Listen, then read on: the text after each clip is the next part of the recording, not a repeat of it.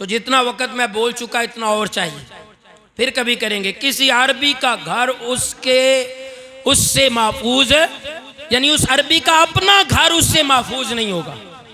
इस पर जरा जोर दीजिएगा, सोचिएगा कि अपने घर को नकब लगाने वाले कौन होते हैं। मेरे करीम आका अलैहिस्सलाम के गुलामों, फिर हज़ूर अलैहिस्सलाम ने फरमाया फिर तुम्हारे और रूमियों के दरमियान सुलह हो जाएगी, लेकिन वो गद्दारी करेंगे और 80 झंडों के नीचे जमा होकर तुमसे जंग करने आएंगे और हर झंडे के नीचे 12,000 फौजी होंगे। ये हज़ूर अलैहिस्सलाम ने बैतुल मक़दस की फतह भी इसमें क़यामत की निशानियों में एक निशानी बयान फरमाई है। और फिर ये बैतुल मक़दस हज़रत उमर फ़ारूक रज़ी अल्लाह ताला ने फतह किया। जो हजूर ने बिशारत दी वो पूरी हो चुकी। हजूर अलैहिस्सलाम के पर्दा फरमाने के बाद बैतुल मक़दस सबसे पहले हज़रत फ़ारूक आज़म रज़ी अल्लाह ताला ने फतह फरमाया है। और हजूर अलैहिस्सलाम की केस खलीफा सानी ने इस बिशारत को पूरा किया हजूर अलैहिस्सलाम को। और फ़ौज के सिपा सालार हज़रत अबू उबैदा बिन जर्राह रज़ी अल्लाह ताला ने अपनी फ़ौज समेत बैतुल मक़दस की तरफ रुख करने का हुक्म दिया। हज़रत अबू उबैदा बिन जर्राह को हज़रत फ़ारूक आज़म ने सिपा सालार बनाया। तो वो हज़रत फ़ारूक आज़म के हुक्म पे लब्बैक कहते हुए 5,000 फौजियों को लेके, कितने जी, कितने फौजी, 53 मुल्क नहीं थे, 53 मुल्क नहीं थे, सिर्फ 5,000 फौजी। गैरतमंद हो ना तो 313 भी फतह लेते हैं।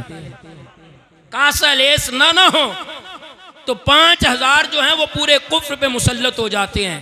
और एक गैरतमंद एक औरत हो खदीजतुल कुबरा, वो भी मुस्तफ़ा के कदमों पे हाथ रख के कहते हैं या रसूल अल्लाह आप हुक्म करें मैं पूरा कुफ्र खरीद सकती हूँ।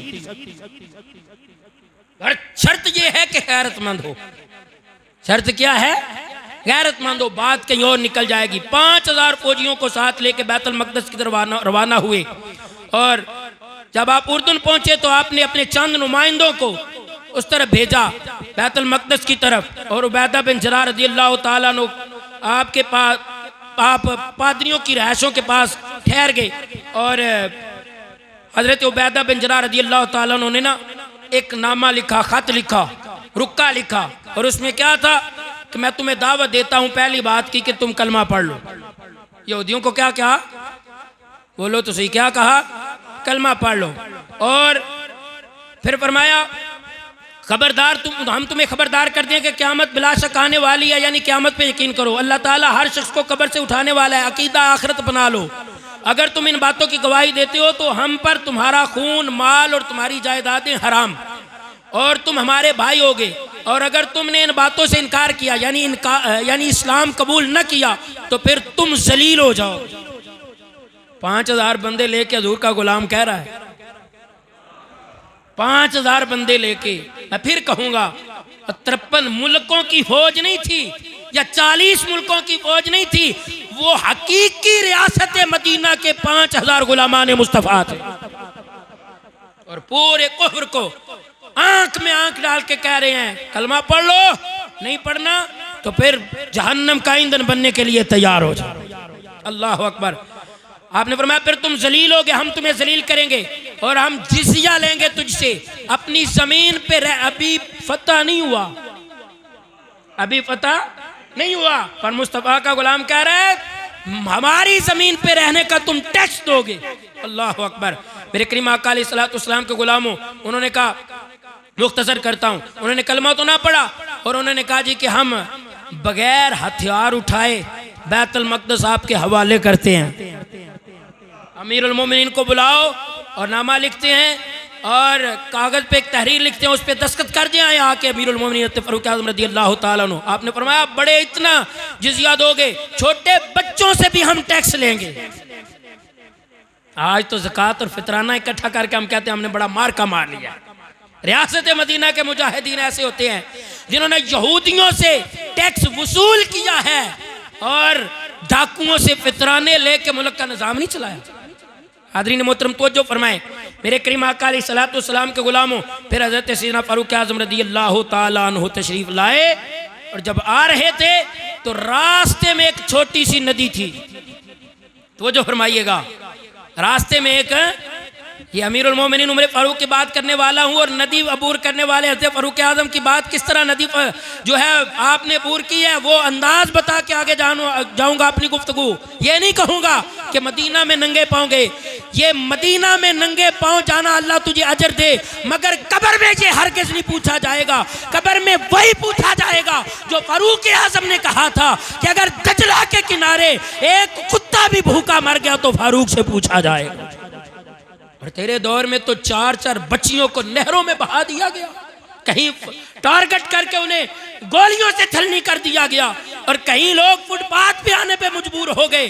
छोड़ दो ये लफ्ज कहना, या आओ अमीरुल मोमिनीन की गुलामी का तोक अपने गले में डाल के आ जाओ। खुदा की कसम कुफ्र भी तेरे कदमों में आ जाएगा और गुलामान मुस्तफा भी तेरे कदमों की खाक को अपनी आंखों का सुरमा बना ले।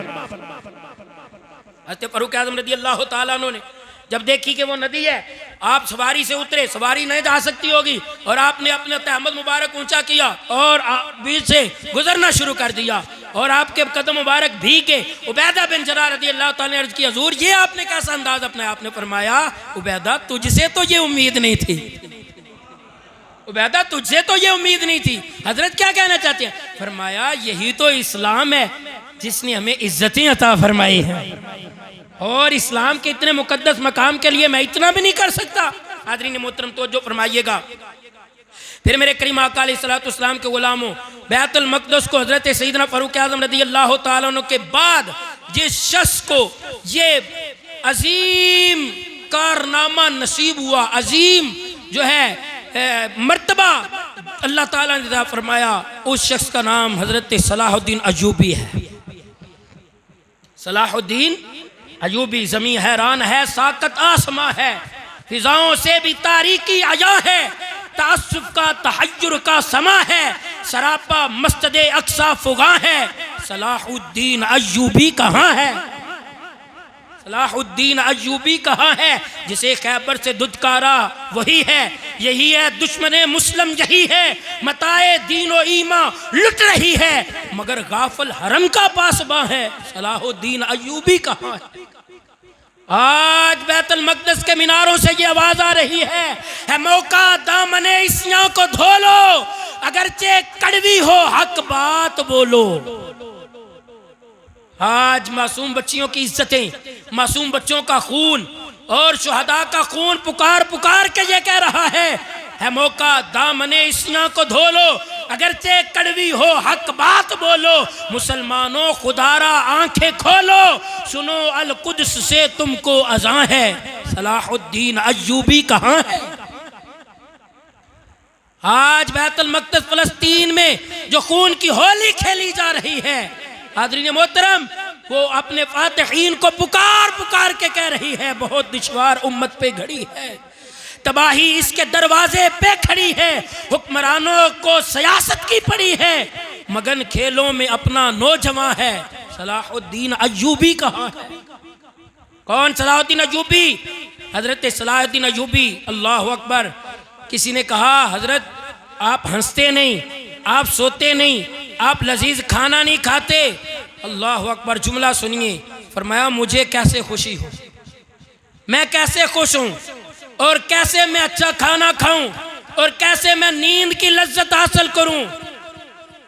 मुझे सुकून नहीं, मैं जब बैतुल मक़दस की तरफ देखता हूं तो मुझे खाना खाने की लज्जत नहीं याद रहती, मुझे शहंशाही बिस्तर जो है, शहंशाही ख्वाबगाह जो है, उसमें जाना याद नहीं रहता। मेरे लबों पे कैसे मुस्कुराहट आए, मेरे मुस्तफ़ा की यादगार, अंबिया की यादगार, बैतुल मक़दस और फ़लस्तीन में खून की होलियां खेली जा रही है, मैं कैसे आराम की नींद सोऊं।